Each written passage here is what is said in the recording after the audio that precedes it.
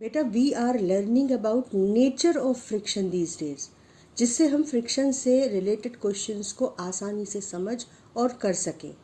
तो आज हम लोग फ्रिक्शन का एक दूसरा सीक्रेट समझेंगे that friction wants to keep two surfaces together, therefore friction on a surface is always opposite to motion of that surface relative to other।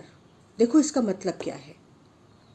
अब ये दो ब्लॉक्स कंसीडर करो, ब्लॉक बी ब्लॉक ए के ऊपर रखा हुआ है, ठीक है, और मैं ब्लॉक बी पर फोर्स लगाना शुरू करूं ऐसे।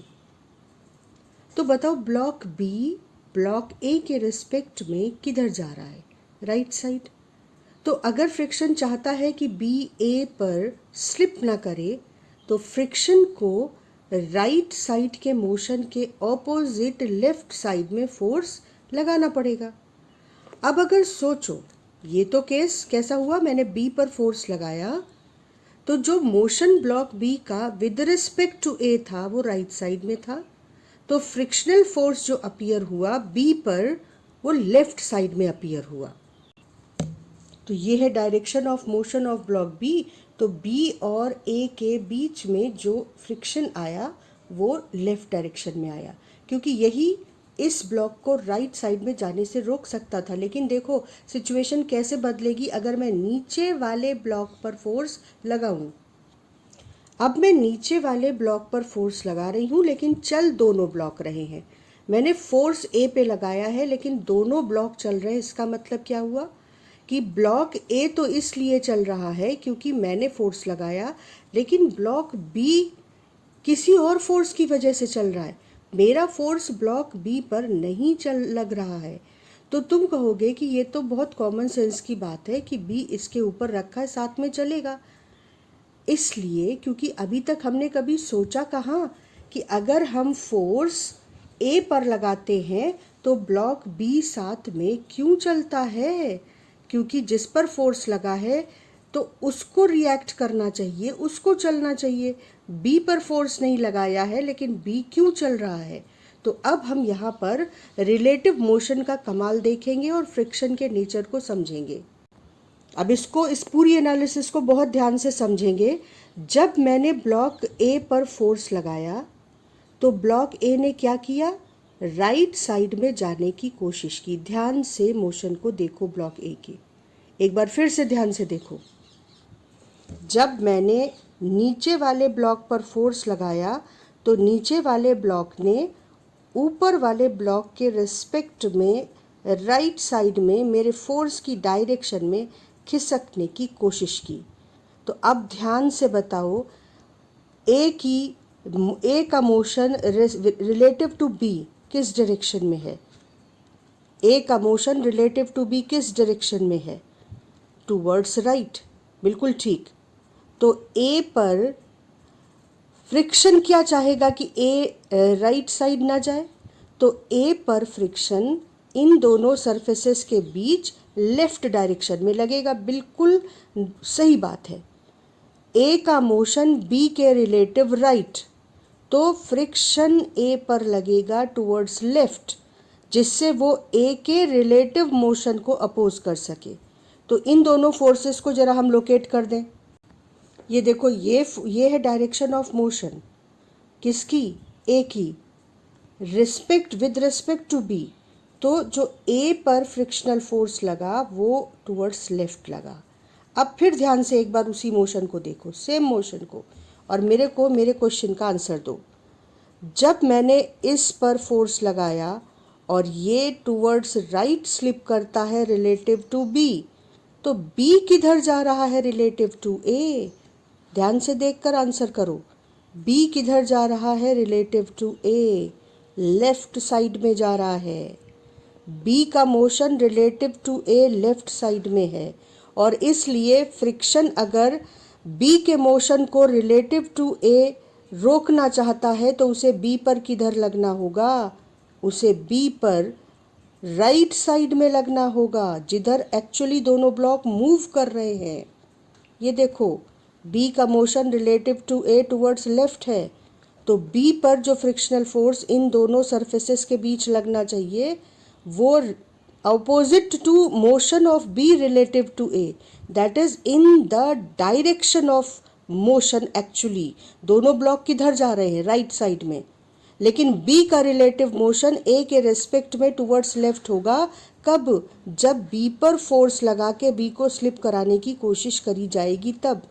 तो B का टेंडेंसी होगा कि वो relative to A left side में चले, तो बी पर जो फ्रिक्शनल फोर्स लगेगा वो राइट लगेगा।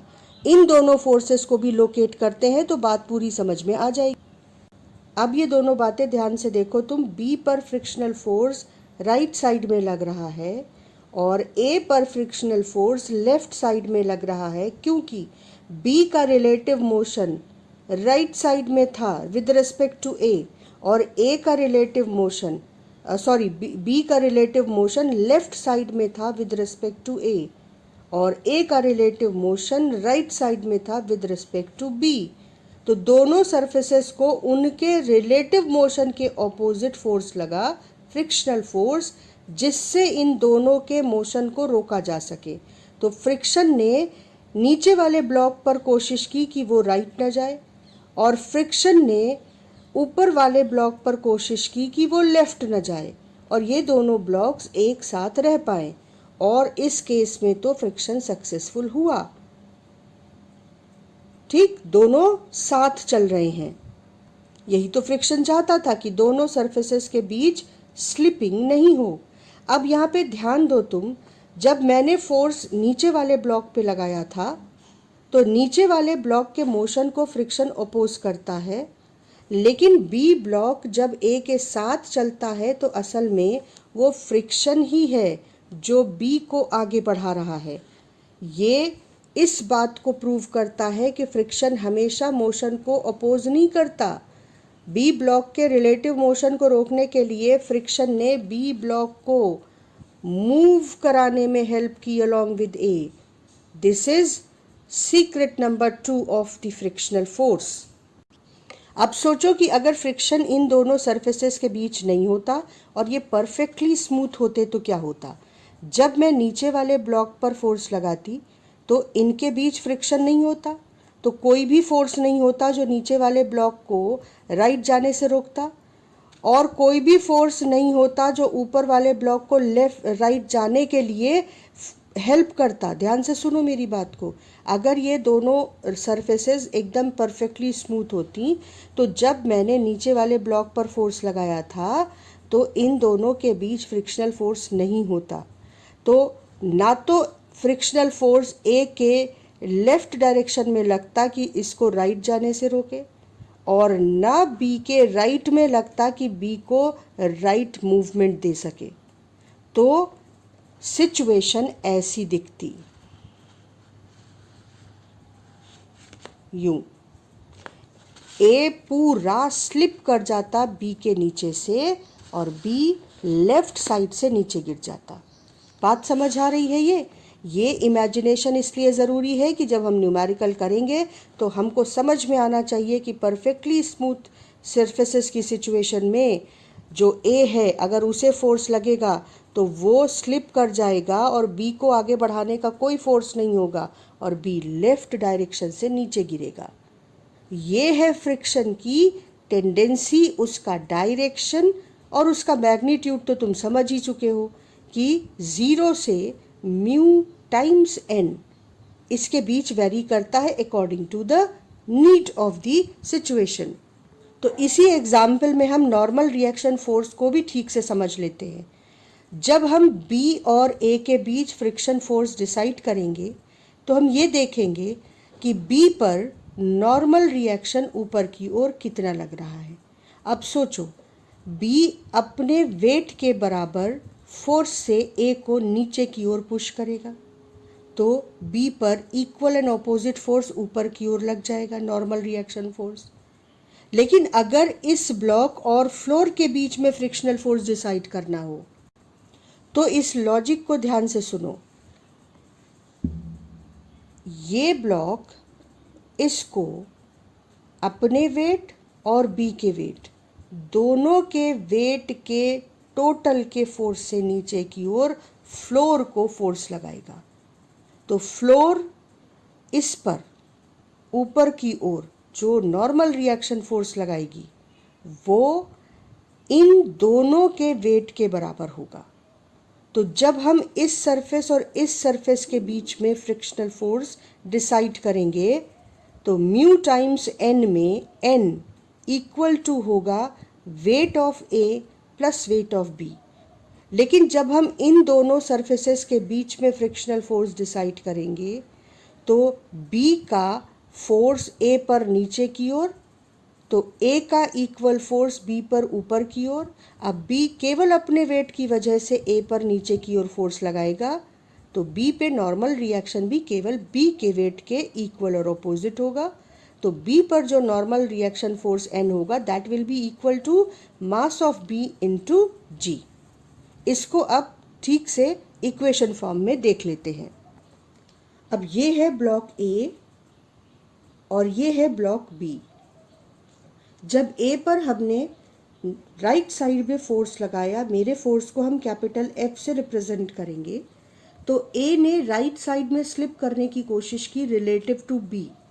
तो ए का जो डायरेक्शन ऑफ मोशन था वो ये था, direction of motion towards right.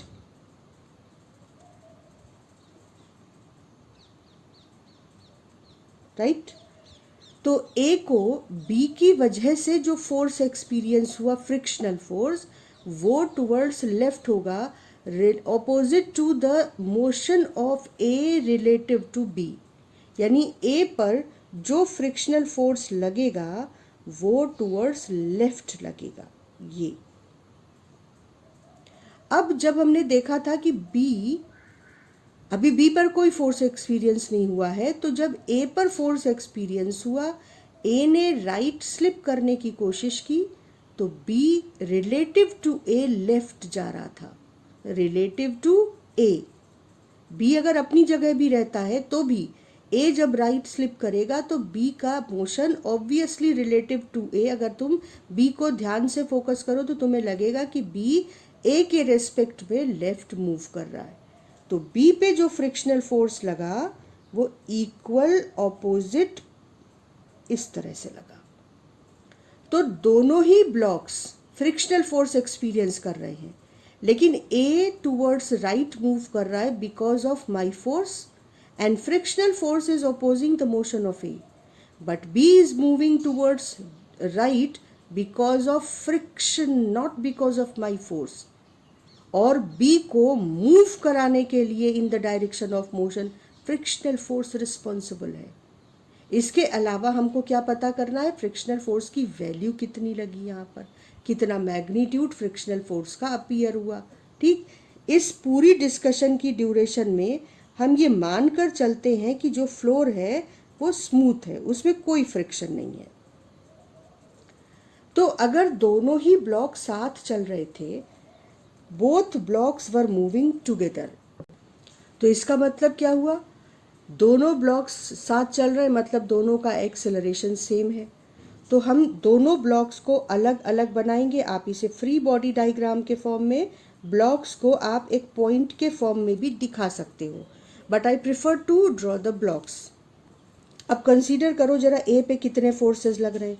ए पे दो फोर्सेस लग रहे हैं, एक मेरा फोर्स और एक frictional force because of B. तो ए पर जो मेरा फोर्स लग रहा है वो टुवर्ड्स राइट है और जो फ्रिक्शनल फोर्स लग रहा है वो अपोजिट टू माई फोर्स है ना। तो अगर मैं ए की इक्वेशन लिखूं तो मैं कैसे लिखूंगी, ड्राइविंग फोर्स जो ए को चला रहा है माइनस फ्रिक्शनल फोर्स जो उस मोशन को अपोज करने की कोशिश कर रहा है, ये है net force acting on the block A, and that should be equal to mass of A into acceleration of A. इसी तरह से अगर तुम ब्लॉक बी पे देखो तो केवल एक फोर्स लग रहा है, frictional force, and that force is responsible to move the block B. तो इस पर जो फोर्स लग रहा है दैट इज एफ ओनली।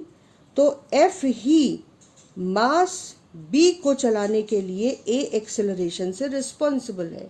तो देखो फ्रिक्शनल फोर्स की वैल्यू ये हो गई। ठीक, और हम इसकी वैल्यू उठाकर यहाँ रख सकते हैं। तो F minus MBA is equal to MAA। तो force is equal to MBA plus MAA, और फोर्स को लिख सकते हैं mass of B plus mass of A into A। तो हम लिख सकते हैं कि acceleration of the blocks is force F divided by M of B plus M of A। अब कोई बच्चा सोच सकता है कि ये बात तो हम सीधे लिख सकते थे, यहाँ पर ये दोनों ब्लॉक्स एक साथ चल रहे हैं एज एन सिंगल एंटिटी। तो इस केस में इन्हें हम अलग अलग ना देखकर बिल्कुल एक ही ब्लॉक के फॉर्म में देख सकते हैं, और हम कह सकते हैं कि इस टोटल एंटिटी का मास MA प्लस MB है और इसे F फोर्स चला रहा है। तो acceleration surely can be written as force applied upon mass of B plus mass of A। लेकिन ये पूरा प्रोसेस जानना क्यों ज़रूरी है? क्योंकि आपको ये दोनों साथ चलते मिले ये बिल्कुल ज़रूरी नहीं है। आपको बिल्कुल ऐसा हो सकता है कि ये अलग अलग चल रहे हों और दोनों के एक्सेलरेशंस अलग अलग निकालने पड़े, तब आपको इस तरीके से इक्वेशन बनाना आना चाहिए। अब इसी केस में थोड़ा सा चेंज ले आते हैं, लेकिन उससे पहले फ्रिक्शनल फोर्स की वैल्यूज़ तो निकाल लें। Frictional force mu times n है, ठीक है। मैक्सिमम फ्रिक्शनल फोर्स इन दोनों के बीच लग रहा है या नहीं, सोच के बताना। अब यह ध्यान से समझो, फोर्स ने जब A को चलाने की कोशिश की थी तो इन दोनों के बीच जो फ्रिक्शनल फोर्स था उसने कोशिश की होगी कि इसका रिलेटिव मोशन इसके रिस्पेक्ट में नहीं होने पाए। लेकिन फाइनली क्या हुआ? फाइनली A B के रिस्पेक्ट में राइट साइड में स्लिप करने लगा। जब करने लगा था तभी B पर राइट साइड में इतना फोर्स लगा था कि दोनों साथ साथ चलने लगे थे। जैसे ही A में B के रिस्पेक्ट में राइट साइड में चलने की टेंडेंसी आती है, ये फ्रिक्शनल फोर्स अपीयर हो जाता है कि कहीं ये स्लिप ना करने लगे। तो अब हमारा फोर्स कितना हो कि ये दोनों साथ साथ चलें, है ना। ये इस पर डिपेंड करेगा कि ये फ्रिक्शनल फोर्स कितनी मैक्सिमम वैल्यू तक जा सकता है। अब इस सवाल को थोड़ा सा इंटरेस्टिंग बना देते हैं। फोर्स ही पता करने को बोल देते हैं कि भाई कितना फोर्स लगाएं कि ये दोनों साथ साथ चले। अब आपको यहाँ पर दोनों को बिल्कुल पीछे जैसे एनालिसिस की थी वैसे ही एनालिसिस करके देखना पड़ेगा। कैसे? जब ये 4 kg का ब्लॉक 2 kg के ब्लॉक के नीचे स्लिप करने की कोशिश करेगा इन द डायरेक्शन ऑफ फोर्स, तो इस पे जो फ्रिक्शनल फोर्स लगेगा वो टूवर्ड्स लेफ्ट लगेगा। और जैसे ही ये ब्लॉक, ये जो 4 kg ब्लॉक है वो राइट में स्लिप करने की टेंडेंसी रखेगा, तो 2 kg के ब्लॉक में ऑटोमेटिकली जो रिलेटिव मोशन अपीयर होगा वो टूवर्ड्स लेफ्ट होगा। तो 2 kg ब्लॉक को बाईं तरफ जाने से बचाने के लिए जो फ्रिक्शनल फोर्स लगेगा वो हमने देखा था कि टूवर्ड्स राइट लगेगा। अब फ्रिक्शनल फोर्स इसको मोशन की डायरेक्शन में और इसको इसके मोशन को अपोज करके और इसको मोशन देकर चाहेगा कि बस ये दोनों साथ रहें। तो अब फ्रिक्शनल फोर्स 2 kg के ब्लॉक को चलाने का अकेला फोर्स है, जबकि 4 kg पे 2 फोर्सेस लग रहे हैं और उनका net force F minus F जो है वो टोटल नेट फोर्स है जो 4 kg को चलाएगा। तो ये जो 2 kg वाला ब्लॉक है ये हमको आंसर तक ले जाएगा, क्योंकि maximum possible acceleration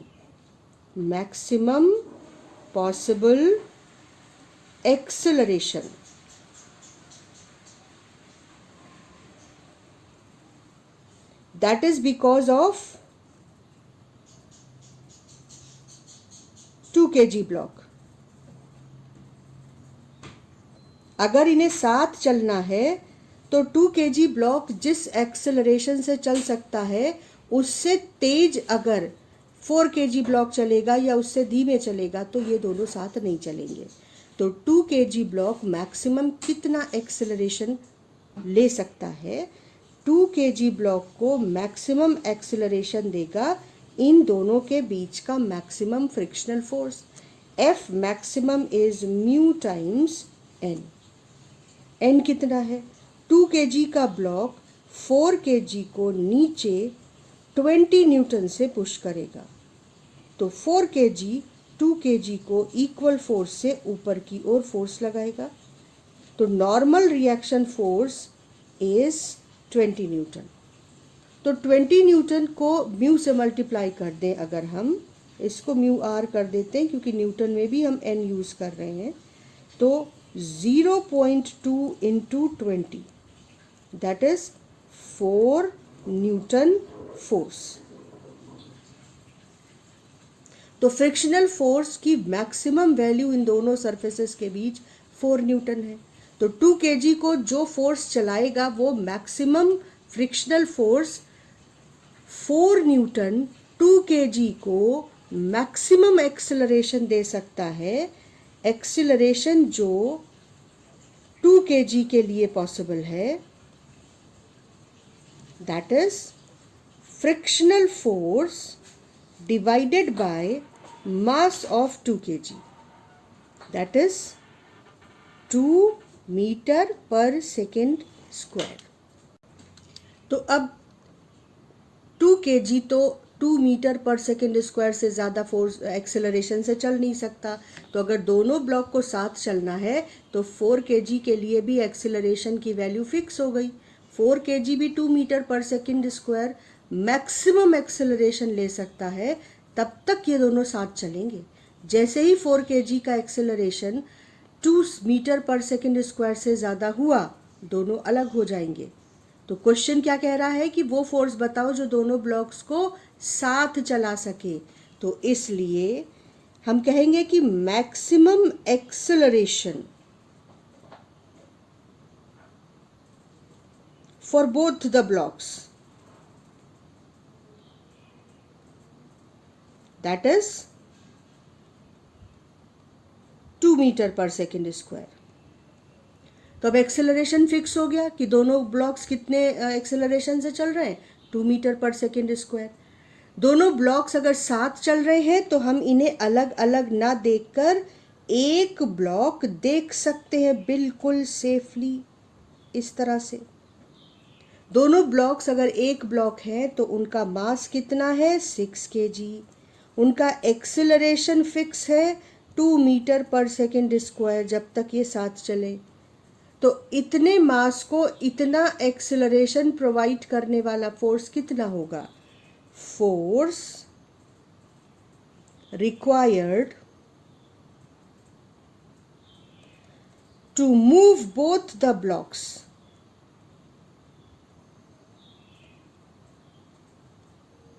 together.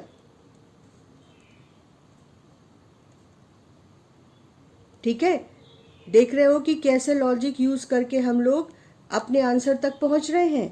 That force F is equal to जो मास मूव कर रहा है और उसके लिए जितना एक्सेलरेशन अलाउड है साथ चलने के लिए, दैट इज 12 न्यूटन। तो 12 न्यूटन के फोर्स तक ये दोनों साथ चलेंगे। क्या हम ये भी देखें कि अगर हमारा फोर्स 12 न्यूटन से ज़्यादा हो जाए तो क्या होगा? सेम केस, पहले कंक्लूजन लिख लेते हैं और उसके बाद ये देखते हैं कि अगर फोर्स 12 न्यूटन से ज़्यादा हो जाए अप्लाइड तो क्या होगा। Maximum force to move both the blocks together is 12 newton और इनका एक्सेलरेशन कितना होगा, 2 मीटर पर सेकेंड स्क्वायर। मतलब ये हुआ कि अगर मैं फोर्स 0 न्यूटन से बढ़ाऊँ, 1 न्यूटन, 2 न्यूटन, 3 न्यूटन, इस तरह से बढ़ाती जाऊँ, तो फ्रिक्शनल फोर्स इन दोनों सरफेसेस के बीच खुद को रीएडजस्ट करेगा और ये दोनों ही blocks together they will move together. अगर मैं 2 न्यूटन का फोर्स लगाऊं तो ये दोनों ब्लॉक साथ चलेंगे। 6 kg का ब्लॉक 2 न्यूटन के फोर्स से अगर चलेगा तो कितना एक्सेलरेशन प्रोड्यूस होगा, 2/6 दैट इज 1/3 मीटर पर सेकेंड स्क्वायर। और ये काम मेरे फोर्स के इंक्रीज करने पर 10 न्यूटन का फोर्स लगाया तो भी इन दोनों की जो मैक्सिमम फ्रिक्शनल फोर्स है उसकी लिमिट के अंदर ही 4 न्यूटन के अंदर ही ये दोनों फ्रिक्शनल फोर्सेस 4 न्यूटन तक पहुंचेंगे ही नहीं फ्रिक्शनल फोर्सेस, तब ये एक दूसरे को एडजस्ट कर लेंगे इस तरह से कि ये साथ चले। जब मेरा फोर्स इतना ज़्यादा हो जाए कि फ्रिक्शनल फोर्स की मैक्सिमम वैल्यू भी इन्हें साथ न रख पाए, तब ये अलग अलग चलेंगे। तो 0 से 12 न्यूटन तक किसी भी वैल्यू पर फोर्स की ये साथ साथ चलेंगे, क्योंकि तब जब हमने 12 न्यूटन का फोर्स कैलकुलेट किया उस समय हमने फ्रिक्शनल फोर्स की वैल्यू मैक्सिमम रखी है, यानी मैक्सिमम फ्रिक्शनल फोर्स पहुंच गया है इन दोनों को साथ रखने की कोशिश में। लेकिन 12 न्यूटन तक मैक्सिमम फ्रिक्शनल फोर्स पहुंचा, साथ रखने में सक्सेसफुल हुआ, साथ चल रहे हैं। अगर मेरा फोर्स 12 न्यूटन से बढ़ गया, मान लो 15 न्यूटन हो गया, अब क्या होगा कि इस पर जो नेट फोर्स लगेगा वो 15 - 4 लगेगा, और इस पर जो फोर्स लगेगा वो मैक्सिमम फ्रिक्शनल फोर्स 4 न्यूटन पहुंचने के बाद आगे तो बढ़ नहीं पाएगा, तो 4 न्यूटन लगेगा, और दोनों का एक्सेलरेशन आप देखो अलग अलग आ जाएगा। मतलब आप इसकी पूरी जो लॉजिक है उसको ठीक से समझो। जो फ्रिक्शनल फोर्स यहाँ पे मैक्सिमम है दैट इज़ 4 न्यूटन। जब मेरा फोर्स 0 से 12 न्यूटन के बीच किसी वैल्यू पे होगा तो ये दोनों फोर्सेस खुद को एडजस्ट करेंगे और ये साथ चलेगा। एक्सेलरेशन उस समय कैसे कैलकुलेट करेंगे? मान लो कि फ्रिक्शन, ये जो फोर्स मैंने अप्लाई किया ये 10 न्यूटन अप्लाई किया, और तुमसे कोई पूछे कि ये साथ चलेंगे कि नहीं, तो अब तुम रैंडमली आंसर नहीं कर सकते कि ये साथ चलेंगे कि नहीं। तुमको कैलकुलेट करना होगा कि मैक्सिमम पॉसिबल फोर्स जो इन दोनों को साथ चलाने के लिए है वो कितना चाहिए। यहाँ पर ये है 0.2 म्यू। तो जो लॉजिक अभी हमने लगाया कि अगर ये साथ चलेंगे तो फ्रिक्शनल फोर्स जो मैक्सिमम इस पर लग सकता है वो 4 न्यूटन है, तो इसका मैक्सिमम एक्सेलरेशन जो ये एक्सेलरेशन पा सकता है इसकी वजह से वो इतना है। तो ये दोनों अगर साथ चलना चाहें एज वन एंटिटी तो m इंटू ए फोर्स लगाकर हम इन्हें साथ चला सकते हैं, and that value is 12 newton. तो हमें पहले ये पता करना होगा कि maximum possible force to keep them together कितना है, 12 न्यूटन। तो हम कहेंगे बिल्कुल ये साथ चलेंगे। अगर आप 10 न्यूटन फोर्स लगा रहे हो तो ये बिल्कुल साथ चलेंगे, और कितने एक्सेलरेशन से चलेंगे हम कहेंगे yes for 10 Newton force blocks will move together. लेकिन कब कह सकते हैं हम?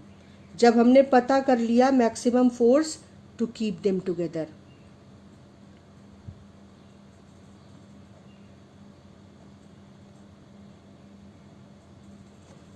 तो एक्सेलरेशन पूछा जाएगा, एक्सेलरेशन कितना है, तो फोर्स टोटल कितना लग रहा है दोनों ब्लॉक्स पर एज वन एंटिटी। अगर ये साथ चल रही है तो हम इन्हें एक एंटिटी देखेंगे। तो इन पर फोर्स कितना लग रहा है 10 न्यूटन, मास कितना 6, तो एक्सेलरेशन कितना होगा force divided by mass, that is, और इसको आप कैलकुलेट करके डेसिमल में वैल्यू निकाल सकते हो। 5/3 न्यूटन के एक्सेलरेशन से चलेंगी। 12 न्यूटन लगाया तो भी साथ चलेंगे। एक्सेलरेशन अब कितना हो जाएगा 2 मीटर पर सेकेंड स्क्वायर। तो हम फोर्स बढ़ाते गए 12 न्यूटन तक, साथ चले, बस केवल अंतर कहाँ कहाँ आ रहा है कि एक्सेलरेशन बढ़ता जाएगा। लेकिन 12 न्यूटन को क्रॉस करते ही मामला चेंज हो जाएगा। अगर फोर्स अप्लाइड 12 न्यूटन से बढ़ गया और मान लो 16 न्यूटन ले लें, अब क्या होगा कि इस पर जो मैक्सिमम फ्रिक्शनल फोर्स लग सकता है दैट इज टोटल 4 न्यूटन। इन दोनों के बीच जो मैक्सिमम फ्रिक्शनल फोर्स अपीयर हो सकता है दैट इज 4 न्यूटन। तो जो ब्लॉक 2 kg वाला है, इसका acceleration of 2 kg block is 4/2। Maximum force जो इसे चला सकता है वो फ्रिक्शनल फोर्स है, और 2 kg ब्लॉक तो 2 मीटर पर सेकेंड स्क्वायर। तो जो 2 kg ब्लॉक है वो तो 2 मीटर पर सेकेंड स्क्वायर से चलेगा। लेकिन नीचे वाले ब्लॉक पर देखो, एक्सेलरेशन ऑफ 2 kg ब्लॉक है ये। 4 kg ब्लॉक एनालिसिस देखो कैसी हो जाएगी फिर। इस पर जो नेट फोर्स लगेगा वो 16 न्यूटन राइट साइड में और 4 न्यूटन लेफ्ट साइड में। मतलब नेट फोर्स इतना लगेगा, is equal to mass of 4 kg into acceleration of 4 kg। तो यहाँ पर हम इसे a डैश कर लेते हैं। तो 16 minus 4 it is 12 is equal to 4a dash. तो जो 4 kg का एक्सेलरेशन है वो 3 मीटर पर सेकेंड स्क्वायर होगा। तो अब सिचुएशन क्या हो जाएगी कि अगर अप्लाइड फोर्स 16 न्यूटन हो तो 4 kg 3 मीटर पर सेकेंड स्क्वायर के एक्सेलरेशन से भाग जाएगा, और 2 kg रिलेटिवली स्लोअर मोशन रखेगा 2 मीटर पर सेकेंड स्क्वायर, और ये नीचे से स्लिप कर जाएगा, और जो 2 kg ब्लॉक है वो लेफ्ट साइड से नीचे गिरेगा। बात समझ आ रही है? इस पूरे क्वेश्चन को अगर आप पूरा ध्यान से समझने के बाद खुद से लगा लो तो 2 ब्लॉक सिस्टम में जहाँ फ्रिक्शन भी इन्वॉल्व है, कोई भी क्वेश्चन आपको परेशान नहीं कर सकता। नेक्स्ट क्लास में हम फ्रिक्शन के एक और इम्पॉर्टेंट प्रॉपर्टी, एक और इम्पॉर्टेंट सीक्रेट को समझकर क्वेश्चंस को सॉल्व करना सीखेंगे।